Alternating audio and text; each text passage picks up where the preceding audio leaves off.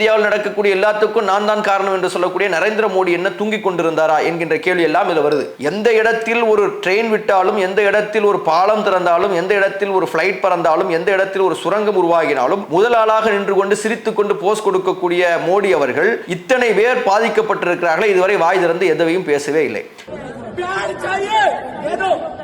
दे दो प्यार है, नीचे से ब्लड आ रहा, प्यार चाहिए, दे दो। सर हम ऐसा नहीं कर सकते। क्यों नहीं कर सकता? क्यों नहीं कर सकता? मेरे को प्यार चाहिए अभी। 3 बजे से जवाब पूछ रहे थे।